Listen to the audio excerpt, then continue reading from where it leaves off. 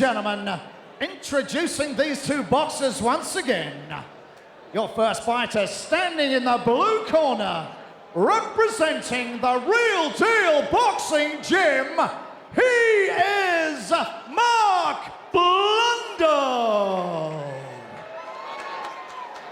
And standing across the ring in the red corner, representing the Kingston Boxing Gym, he is Jay Hutchinson Brown. This light cruiserweight contest will be fought over 3 2-minute rounds. Your referee in charge of the action, Mr. Ken Curtis. Boxers. Just about good to go then in this light know the rules. cruiserweight contest. In the event of a boxer going down, the other one goes to a neutral corner, but defend yourself at all times, okay? Okay, shake hands. Star referee Ken Curtis with the pre-fight words of wisdom. Seconds out, round 1. And here we go then, Marc Blundell, 33 years old, from Slough in the dark trunks. Finished his first Queensbury League fight quickly and looks like he's trying to do the same here. He's chasing Jay Hutchinson Brown around the ring.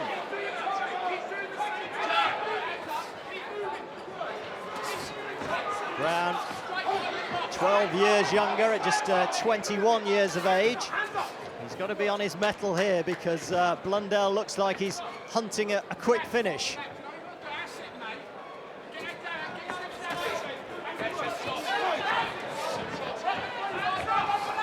Yeah, Phil, Blundell's a strong character. He's just going to come forward all night long. It's going to be a hard night's work for Jay. But he's boxing really well here, isn't he? Moving nicely. I'd like to see him move the other way occasionally. He's keep going round to his left all the time, which just makes it a little bit easier for Blundell to perhaps line him up. And it looks like there's a bit of power in that right hand if he does line him up. So Hutchinson Brown needs to be quite literally on his guard here.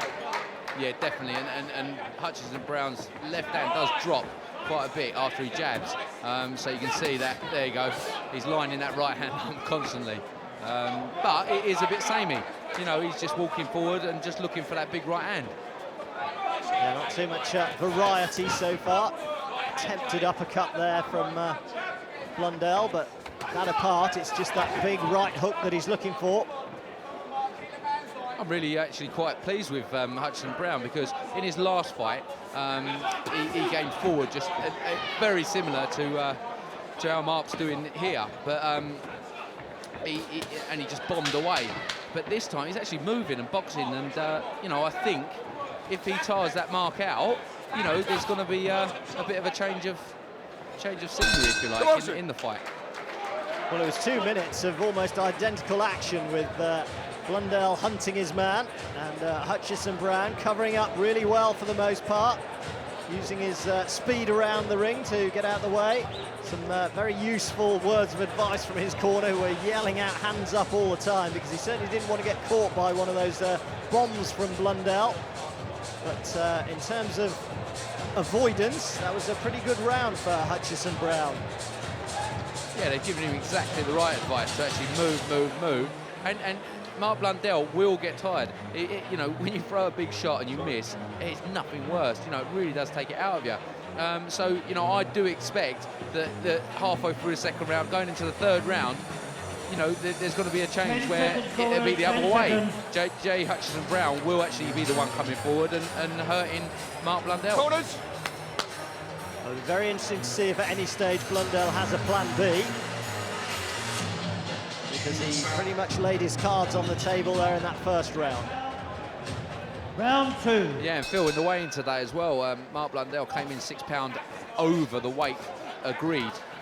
He went into the sauna, he lost £3, and you know, was still obviously heavier, but Jay Hutchinson Brown's camp took the fight, you know, and they were confident that he could move, and as he's doing now.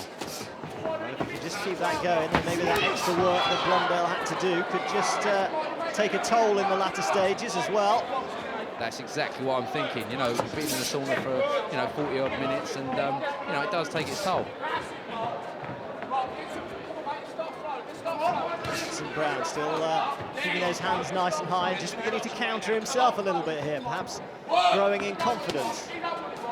Work downstairs that time from Blundell, who's just showing a little bit of variety at least in terms of his attack, but he's still very much on the front foot. Yeah, I think Jay's corner in the first round just said move, don't even worry about punching. You know, this round, here you go, counter now. And it's a brainy little trick to do, you know, to keep a plan there, you know. I'd just like to see him go the other way occasionally. That's better. He's stuck for a while there in the blue corner. Just gets a bit samey if he keeps moving to his left, and he might just give Blundell a chance to really set his sights. Yeah, because he is actually walking straight into that right hook. He got caught with one there on the chin. It wasn't such a slugger shot, but it was a little right hook. Doesn't want to get caught with many of them. Just looking at Blundell to see if he is starting to breathe a fraction heavier now. Entering the later stages of the second round. Remember, this one's scheduled for 3 2-minute rounds. Novice light cruiserweight contest in the Queensbury Boxing League here at the Epsom Downs Racecourse. And Jay Hutchinson Brown here, looking for his first Queensbury win. He's putting up a good show here. He's just given Blundell food for thought in that second round, hasn't he? Definitely, you know, when you look at Blundell, like you say, where's the plan B? You know, at the end of the day, I think he thought he was going to go in there and knock him out in the first round. He really had that in his head. Now he's starting to think otherwise, and looking over him, he is breathing very heavy. And you know, I think that was a close-ish round. I still think he was pressing maybe you know, to win the round, but it was a lot closer. But this round, I think you was going to see a change, and Jay Hutchinson Brown's going to steam in. I really do feel. Well, it'll be interesting to know what the corner are telling him, but there's certainly plenty of advice. He's the local boy, really, from Kingston-on-Thames, Hutchinson Brown. Corners. So plenty of support for him ringside. Blundell representing the Real Deal Boxing Gym. Well, all the work done in the gym will come to fruition now. This is where the stamina gets really tested. Can he keep coming forward? Is there still anything left in the tank, or will the scales just tip Hutchinson Brown's way? We shall find out. He's actually moving again, which I actually thought he would start stepping forward a bit more. But like you say, Marc Blundell, he's a strong man.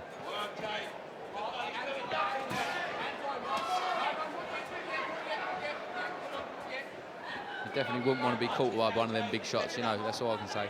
So he is doing the right thing, really, but he's not going to win the fight by, you know, taking 3 or 4 and then counting 1 or 2. But here he goes. Now he's starting to pick it up a bit more.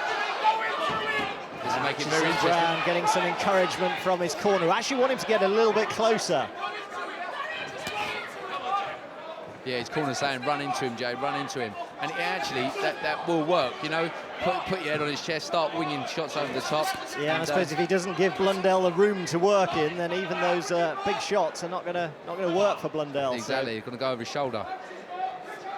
Yeah, he's sitting back a bit too much, just waiting for the one shot himself instead of actually doing 3s and 4s.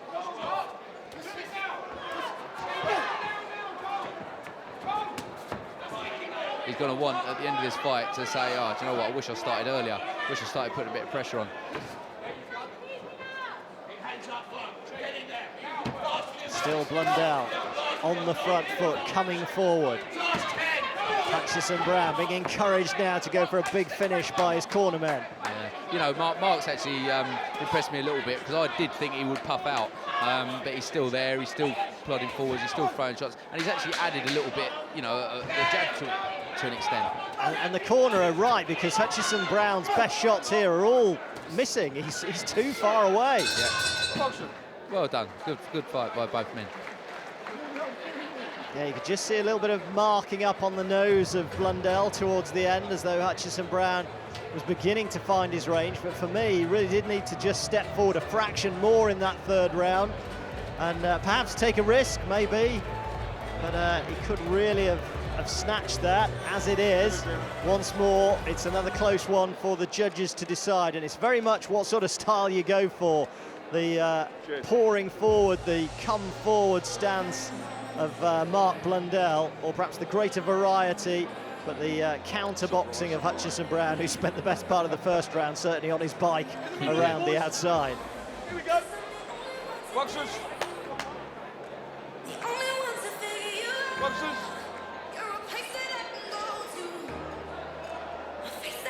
Ken Curtis just calling both men together. Ladies and gentlemen, after 3 fantastic rounds of boxing, we go to the judges' scorecards. And we have a unanimous decision in favour of your winner. From the blue corner, Marc Blundell. Blundell's Queensbury record goes to 2-0 with his second successive win. His attacking style swinging the vote. Please step into the ring.